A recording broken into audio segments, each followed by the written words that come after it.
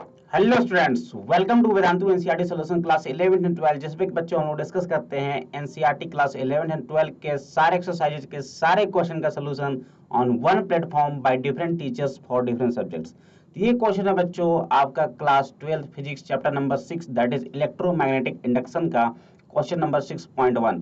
Question क्या है बच्चों, predict the direction of induced current in the situations described by the following figures A to F. हमारे पास 6 figures है बच्चों। इन 6 फिगर्स में डिफरेंट डिफरेंट कंडीशन हो रही है और उन कंडीशन में हमें बताना है कि इंड्यूस करंट की डायरेक्शन कैसी होगी। तो बच्चों इंड्यूस करंट की डायरेक्शन हमें कैसे पता चलता है, तो सर उसके लिए हमें लेंज लॉ पता होना चाहिए। लेंज लॉ क्या बोलता है बच्चों कि किसी भी सर्किट में इंड्यूस करंट की डायरेक्शन इस तरीके से होती है कि वो उस कारण का विरोध करती है जिससे वो उत्पन्न होती है ना। तो याद रखिएगा, जब कभी भी बच्चों फ्लक्स बढ़ेगा, शॉर्टकट तरीके में बता रहा हूं, आप कभी भी डायरेक्शन निकाल लेंगे। जब कभी भी अगर फ्लक्स बढ़ता है बच्चों, याद रखिएगा फ्लक्स बढ़ने पर क्या होता है, धारा जो होती है उसको अपोज करने के लिए एंटी क्लॉकवाइज बहती है। किधर? Anti clockwise. और जब फ्लक्स घटता है बच्चों, जब फ्लक्स घटने लगता है ना, तो क्या होता है, जो करंट बहती है वो क्लॉकवाइज बहती है। बस इसको आप याद रखिए, सारा क्वेश्चन सॉल्व हो जाएगा। ठीक है, चले सबसे पहला केस देखते हैं बच्चों। हमारे पास देखिए बच्चों एक मैग्नेट है जिसका साउथ पोल इधर है, नॉर्थ पोल इधर है। ये एक लूप के नजदीक ले जाया जा रहा है। क्लियर है?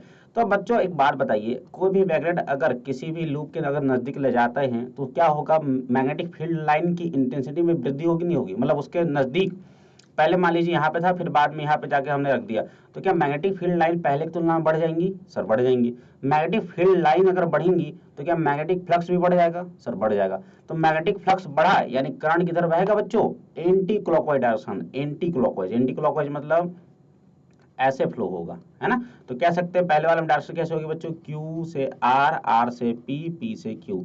This will be the direction of induced current in the circuit A. Clear सभी के बात? ठीक है, चले सिमिलरली अगर देखा जाए बच्चों फिगर बी में, फिगर बी में सेम केस हो रहा है। हमारे पास देखिए एक मैग्नेट को इसके नजदीक ले जाया जा रहा है ना, इस कुंडली के नजदीक ले जा रहा है। क्लियर है? तो इस कुंडली के अगर आप नजदीक ले जाते हो बच्चों, है ना, तो क्या होगा, इस कुंडली में जो करंट फ्लो होगा आप देखिएगा फिर से क्या होगा सर, ये भी एंटी क्लॉकवाइज होगा, क्योंकि फ्लक्स हमारा बढ़ रहा है। फ्लक्स क्या होगा बच्चों, हमारा बढ़ रहा है। तो इसमें क्या होगा सर, इसमें भी एंटी क्लॉकवाइज बहवाइएगा तो क्या हो जाएगा सर, ये हो जाएगा इसमें sir P R Q P, P R Q P. समझ में आ गया क्या बच्चों? ये होगी डायरेक्शन किसका, इंड्यूस करंट का। इसमें अगर बच्चों ध्यान देखिए, इस वाले कुंडली में अगर आप ध्यान देती है तो इसमें क्या होगा, इसमें देखिए हमारा फ्लक्स जो है बच्चों घट रहा है, क्योंकि इससे हम लोग दूर जा रहे हैं। इस वाले कुंडली से हम लोग कहाँ जा रहे हैं बच्चों, दूर जा रहे हैं। तो दूर जाने पर क्या होगा, फ्लक्स हमारा घटेगा। इस वाली कुंडली के लिए हमारा क्या होगा, फ्लक्स घटेगा। फ्लक्स घटेगा तो धारा किधर बहवाना है बच्चों, क्लॉकवाइज। क्लॉकवाइज मतलब करंट कैसे बहेगा बच्चों, इस डायरेक्शन में बहेगा इसमें। क्लियर है? यानी कि करंट की डायरेक्शन हो जाएगी बच्चों क्या सर, हो जाएगी X Y Z X, X Y Z X. Clear है सभी के बाद? ठीक है, चलिए अगला क्वेश्चन है बच्चों सी वाला। क्या है कि अपने पास एक कुंडली दे रखा है बच्चों, है ना। इस कुंडली को हमने टैपिंग की, जस्ट क्लोज, टैपिंग की जो की होता है जस्ट उसको क्लोज किया, है ना। और ये है अपना एक दूसरा लूप है, उसमें बोल रहा है करंट की डायरेक्शन बताना है। तो बच्चों ध्यान समझिएगा, हमने जैसे ही अब मान लीजिए कि अभी की क्लोज नहीं, अभी कोई भी करंट फ्लो नहीं हो रहा है, तो इसमें इस लूप से गुजरने वाला भी मैग्नेटिक फ्लक्स कितना है सर, जीरो है। बट जैसे ही हमने की को क्लोज कर दिया, क्या इसमें से कुछ करंट फ्लो होगा? सर होगा। करंट फ्लो हुआ अर्थात इसमें से कुछ ना कुछ मैग्नेटिक फील्ड लाइंस निकलेंगी, अर्थात मैग्नेटिक फील्ड लाइंस इससे बढ़ेंगी। यानी कि मैग्नेटिक फील्ड लाइंस बढ़ी यानी फ्लक्स बढ़ गया। फ्लक्स बढ़ गया मतलब इससे फ्लक्स बढ़ने का मतलब क्या होएगा बच्चों, करंट जो होगी इंड्यूस करंट किधर बहेगी, क्या होगा, इसके जस्ट अपोजिट में, इसके जस्ट अपोजिट में, यानी कि एंटी क्लॉकवाइज डायरेक्शन। समझ में आ गया क्या? तो क्या हो जाएगा इसका डायरेक्शन बच्चों, एक्स वाई जेड एक्स। समझ में आ गया, एक्स वाई जेड एक्स। ठीक है, जस्ट अपोजिट डायरेक्शन में बहेगी। सिमिलरली बच्चों देखिए क्या रहा है कि इसमें कह रहा है डी ऑप्शन में कि अपने पास rheostat setting being change, rheostat की सेटिंग चेंज की जा रही है, देखिएगा ध्यान से, है ना। तो क्या हो रहा है बच्चों, इसमें देखिए हमारे पास रियोस्टेट क्या होता है, रियोस्टेट होता है कि रजिस्टर, जिसमें कि हम लोग रजिस्टर को कम ज्यादा या कम करके हम लोग क्या करते हैं, करंट की मात्रा को चेंज करते हैं बच्चों। क्लियर? तो देखिए इसमें करंट कैसे बह रहा है सर, इसमें करंट बह रहा है हमारा एंटी क्लॉकवाइज। तो इसमें करंट बहेगा किधर बच्चों, क्लॉकवाइज डायरेक्शन में। किधर बहेगा, क्लॉकवाइज डायरेक्शन में। याद रखिएगा जस्ट अपोजिट डायरेक्शन में बहती है, तो ये हो जाएगा sir Y X Z Y. ठीक है, चलिए इसमें बात करते हैं बच्चों टैपिंग की जस्ट रिलीज। टैपिंग की जस्ट रिलीज हुआ, तो बच्चों मान लीजिए कि जब टैपिंग की क्लोज था तो इसमें कुछ करंट फ्लो हो रही होगी, है ना, कुछ फ्लक्स जा रहा होगा, इससे समझ में आ गया। अब जैसे ही टैपिंग को आपने जस्ट खोल दिया, जैसे खोल दिया तो इससे करंट बहना शुरू हो जाएगा, यानी फ्लक्स घटना शुरू हो जाएगा। इससे फ्लक्स घटना क्या हो जाएगा बच्चों, शुरू हो जाएगा।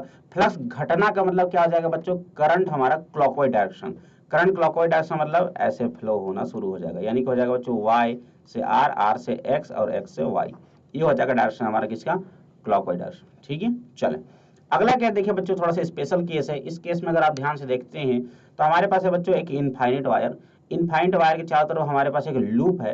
तो कह रहा है कि इस लूप में करंट बताइए, क्लॉकवाइज होगा, एंटी क्लॉकवाइज होगा, कैसे होगा, है ना। कह रहा है current I decreasing at a steady rate, current जो है वो घट रहा है स्टेडी रेट से। तो बच्चों एक बात बताइएगा, मैग्नेटिक फ्लक्स कुल मिलाकर के इसमें जो धारा, इस लूप में जो कुंडली में जो धारा बहेगी वो that will depend on the magnetic flux, right. तो मैग्नेटिक फ्लक्स अगर निकालो ध्यान से बच्चों, तो देखो हमारे पास करंट किधर बह रहा है सर, ऊपर की ओर, अंगूठे करो ऊपर की ओर, है ना। और मान लीजिए कि इस पॉइंट पे अपने को निकालना है क्या, मैग्नेटिक फ्लक्स, ठीक है।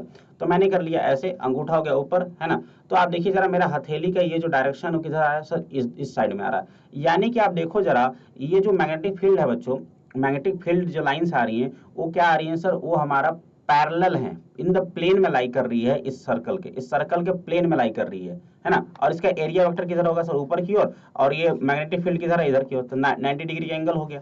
तो फाई इज इक्वल टू, आपको पता है sir, phi is equal to होता है B A cos theta, cos theta, cos theta हो गया बच्चों 90 डिग्री, तो फाई हो जाएगा 0।